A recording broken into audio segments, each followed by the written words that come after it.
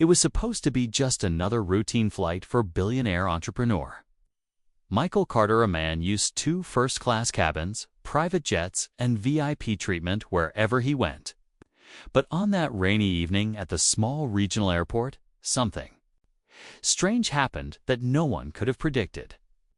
As Michael approached the gate, suitcase in hand, a simple woman in a faded coat and worn-out shoes stepped forward and blocked his path.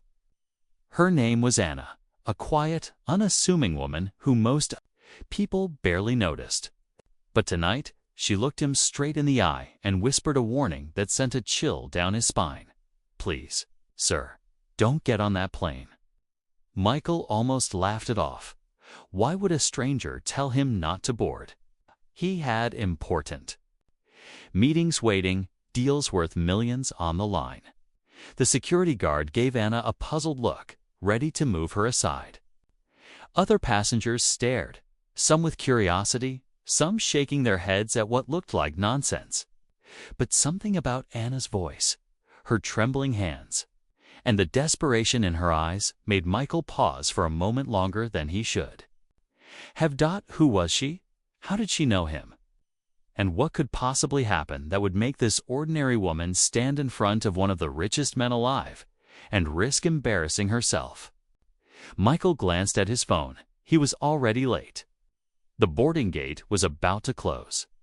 The flight attendant called his name for the final time. People around him waited to see what he would do. Should he trust a stranger's warning or laugh it off as the ramblings of someone who'd lost her mind? Michael looked back at Anna, but before he could speak, she said something else, something that would change the course of his life forever. Anna's eyes glistened with fear as she leaned closer to Michael and whispered, "They're watching. If you board that plane, you won't make it to your meeting." Michael felt a cold knot tighten in his chest. He wasn't the type to believe in wild warnings or conspiracy theories. He'd built his billion-dollar empire by trusting facts, numbers, and instincts sharpened by years of ruthless deals. But the way Anna said it so certain, so urgent, made him hesitate longer than he wanted to admit. The other passengers began to murmur. The flight attendant looked annoyed, glancing at her watch and repeating the final boarding call.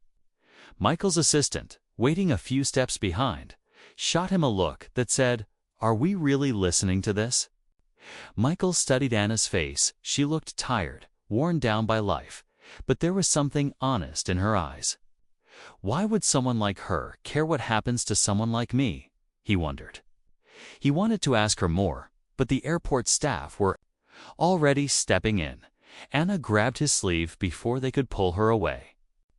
"I know how this sounds, but you have to trust me," she said, her voice breaking. "You don't know me, but I know what they've planned. If you get on that plane, they'll make it look like an accident." Michael's mind raced. Who was they? Was this about his rivals' competitors he'd crushed along the way? He did have enemies, more than he liked to admit. Was this a threat, a scam, or something bigger? Security gently pried Anna's hand from his sleeve. She struggled, trying to speak again, but they were already pulling her back. Michael stood frozen, torn between logic and the strange feeling twisting in his gut. He glanced at the plane through the glass window. The door was still open, but so was the door to a choice he'd never thought he'd have to make. Michael's grip tightened around the boarding pass. The gate agent gave him a polite but impatient smile, motioning for him to come forward. Behind him, Daniel checked his watch, his face tight with worry that this delay would spark rumors. Michael's empire thrived on certainty. Investors wanted confidence. Partners demanded quick decisions. And yet, here he was, frozen by a warning from a stranger no one else took seriously. Through the glass wall, Anna was arguing with security, her voice muffled but her eyes locked on his. She looked like she wanted to shout the truth to the whole terminal. For a second, Michael wondered how she even got here. Did someone send her? Was she working with whoever they were?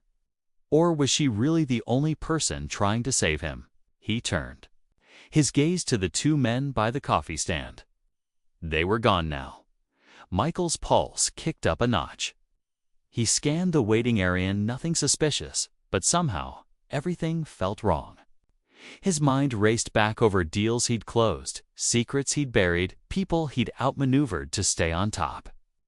He'd made enemies competitors, ex-partners, maybe even people on his own payroll. Could this be revenge?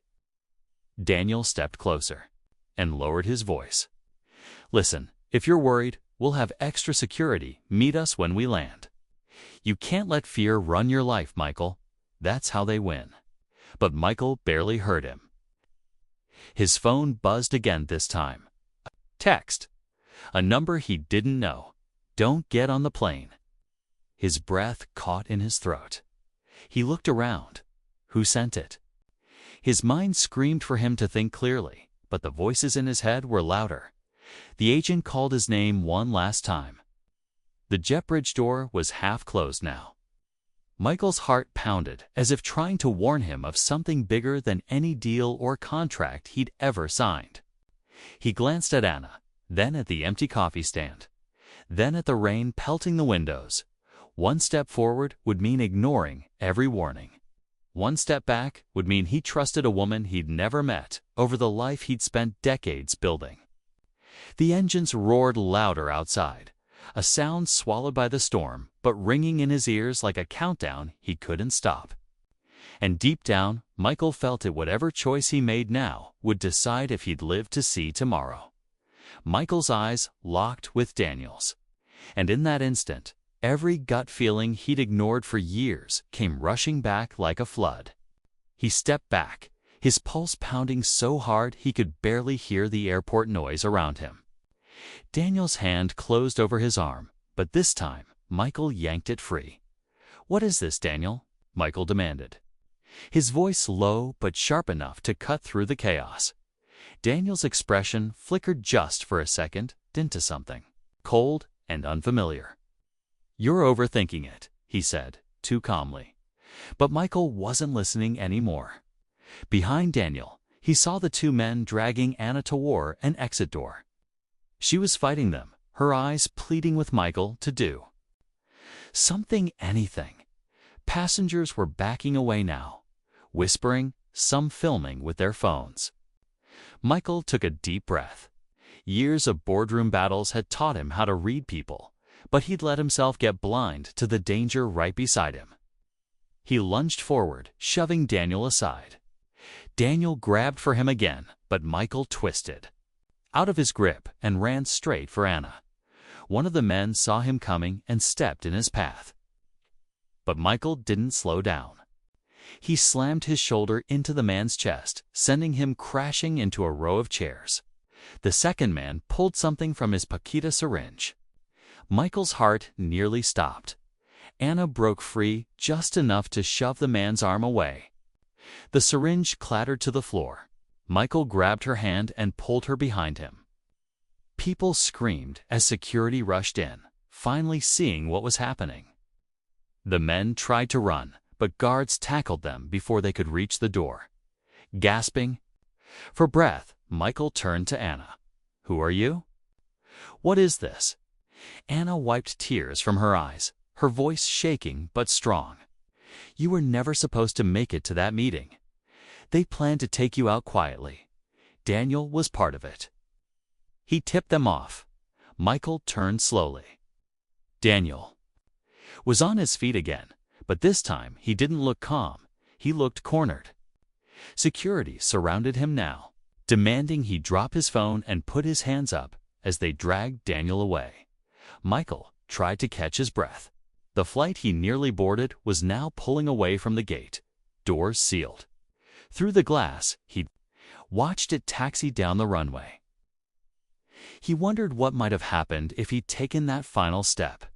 Anna squeezed his arm gently. "You're safe for now, but this isn't over. They're bigger than you think." Michael looked at her, stunned. "Then why help me?" Anna gave him a tired, almost sad smile. "Because once someone didn't warn my family. I couldn't let it happen again." As police led the others away and the crowd slowly returned to normal, Michael realized his life would never be normal again. He watched the plane lift off into the stormy sky and felt, for the first time in years, a chill that had nothing to do with the weather. And somewhere deep inside, he knew this was only the beginning.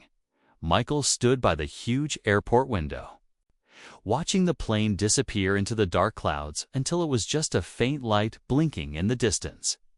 Beside him, Anna sat slumped in a plastic chair, her coat still damp from the rain. He could see how exhausted she was, how much it must have taken for her to stand in front of him and speak up when no one else would. Police officers came and went, asking questions, taking statements, but Michael barely heard them. His mind replayed every moment: Daniel's cold eyes, the photo, the syringe on the floor. For a man who built his life on control, this night shattered the illusion that he could control everything. He turned to Anna. "What happens now?" he asked, his voice softer than it had been in years. Anna looked up at him, a trace of a smile on her tired face. "Now you watch your back. Trust fewer people. And remember, not everyone wants your money. Some people just don't want to see you disappear like you never existed." Michael nodded. He realized he didn't even know her last name. Before he could ask, a detective interrupted to take her statement again. Michael slipped away for a moment, staring out at the rain. He knew this wasn't the end. More quest.